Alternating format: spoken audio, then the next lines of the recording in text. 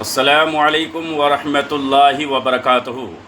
محترم سامعین و ناظرین حضرات، آج میرے بیان کا عنوان ہے کہ جو کوشش کرے گا وہ پائے گا اور جو سستی کرے گا وہ پیچھے رہ جائے گا۔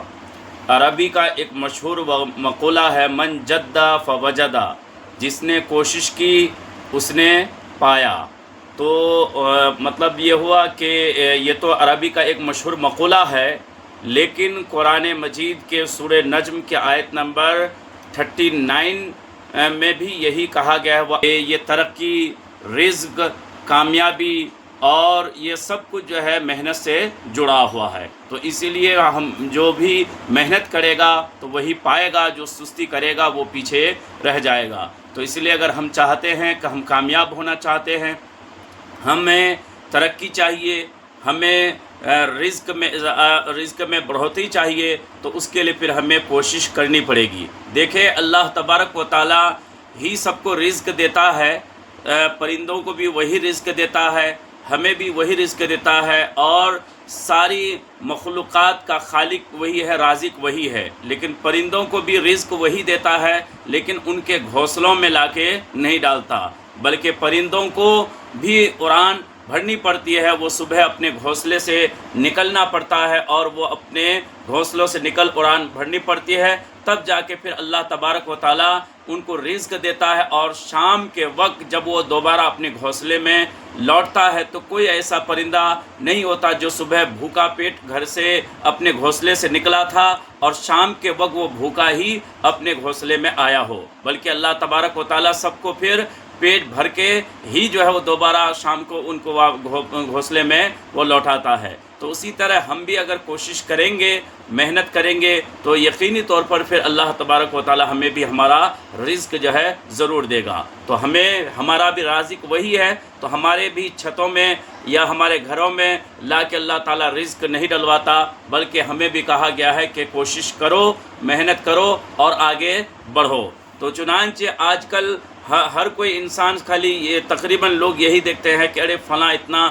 ترقی کر گیا، فلاں اتنا آگے بڑھ گیا، وہ فلاں چاہے وہ دنیا کی کامیابی ہو، چاہے وہ کرکٹر ہو، چاہے بزنس مین ہو، جو بھی ترقی کیا ہے اس کے پیچھے وہ جو ہے محنت ہی محنت ہے۔ چنانچہ کوئی کرکٹر کا ابھی آپ دیکھ لیجئے کہ وہ ان کے انٹرویو ان سے معلوم کرے کہ وہ اتنے اس مقام پر کیسے پہنچا ہے، تو وہ یہی کہے گا کہ میں محنت و مشقت بہت کی ہے، تب جا کے مجھے کامیابی ملی ہے۔ کوئی بزنس مین سے پوچھیں کہ آپ بزنس میں اتنا آگے کیسے بڑھے، تو وہ بھی کہے گا کہ میں نے کوشش اور محنت سے جو ہے یہ جو مقام حاصل کیا ہے۔ تو عربی میں جو مقولہ ہے، من جدّ فوجد، جس نے کوشش کی اس نے پایا، اور قرآن کی آیت بھی جو یہی کہہ رہی ہے کہ انسان کو وہی ملتا ہے جس کی وہ کوشش کرتا ہے۔ تو ہم چاہتے ہیں کہ ہم جو ہے ہمارے پاس اچھا گھر ہو، تو پھر ہمیں محنت کرنی پڑے گی۔ چاہتے ہیں کہ ہمیں رزق کی تنگی نہ ہو، تو پھر ہمیں چاہیے کہ پھر محنت کرنی پڑے گی، تب جا کے ہم آگے بڑھیں گے۔ چنانچہ انسان اشرف المخلوقات ہے، تو اسی لیے وہ اتنا کمائے کہ وہ خود اپنا بھی رزق کا انتظام کرے، خود بھی حلال کھائے، اور جو اس کے کفالت میں ہے اس کو بھی حلال کھلانے کی کوشش کرے۔ یہ نہیں کہ ہم ہاتھ پہ ہاتھ دھرے بیٹھے رہ جائے اور کوئی ہمیں لا کے دے، تو یہ پھر یہ اسلام جو ہے اس کی تعلیم نہیں دیتا، اسلام سستی کی تعلیم نہیں دیتا، اسلام کاہل بننے کے لیے نہیں کہتا ہے، بلکہ اسلام تو کہتا ہے کہ تم محنت کرو اور آگے بڑھو۔ دیکھیں کہ ایک انسان کیا ہوا تھا، وہ رزق کے تلاش میں وہ محنت کرنے کے لیے وہ گھر سے باہر نکلا، تو ان کا گزر جو ہے ایک جنگل سے ہوا۔ تو دیکھا کہ جنگل میں ایک لومڑی، اپاہج لومڑی جو ہے وہ بیٹھی ہوئی ہے۔ تو اس نے سوچا کہ آخر یہ لومڑی تو اپاہج ہے، چلنا پھرنا اس کا نہیں ہوتا، تو اسے رزق جو ہے کیسے ملتا ہے۔ تو وہ ایک جھاڑ کے اوپر جو ہے چڑھ کے بیٹھ گیا، تو دیکھا کہ ایک شیر جو ہے شکار کر کے لایا، اور وہ جتنا جو ہے اس کو کھانا تھا کھا لیا، اور باقی جو ہے اس کو چھوڑ دیا۔ تو وہ لومڑی جو ہے گھسیٹتے جا کر پہنچی، اور اپنا جو ہے وہ پیٹ جو ہے وہ لومڑی جو نے بھی اپنا پیٹ بھر لیا۔ تو وہ انسان سوچا کہ بھئی جب یہ اللہ تعالیٰ اس اپاہج لومڑی کو رزق دیتا ہے تو ہم تو انسان کو تو اللہ نے اشرف المخلوقات بنایا ہے، تو ہمیں بھی وہ رزق کیوں نہیں دے گا؟ تو پھر میں کیوں محنت کروں، میں کیوں یہ کروں؟ تو وہ بھی جو ہے اب وہ محنت جو کام کرنے کے لیے جا رہا تھا وہ کام پہ نہیں گیا، اب وہ بیٹھ گیا عبادت کرنے کے لیے، عبادت کر رہا ہے، پورا دن گزر گیا، ان کے پاس کھانا نہیں آیا، وہ رات جو ہو گئی کھانا نہیں آیا، بالکل بھوک سے تل ملا گیا۔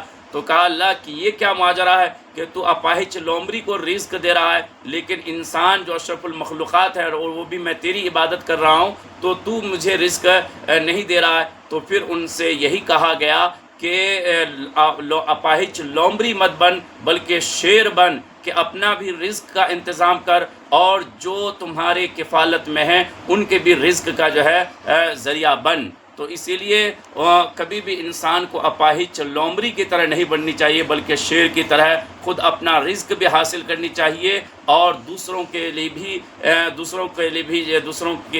رزق کا ذریعہ بھی بننی چاہیے۔ تو یہی اسلام کی تعلیم ہے، اسلام کا بھی یہی پیغام ہے کہ انسان محنت کرے اور آگے بڑھے۔ تو یہی وجہ ہے کہ آپ دیکھیں گے کہ فجر کی نماز آپ کو سورج نکلنے سے پہلے پڑھی جاتی ہے، اس کے بعد بیچ میں جو ہے 7-8 گھنٹہ جو ہے کوئی جو ہے آپ کو جو ہے نماز نہیں رکھی گئی، ڈائریکٹ اس کے بعد ظہر کی نماز پڑھی جاتی ہے جو 1:30 بجے یا 1 بجے کے بعد پڑھی جاتی ہے۔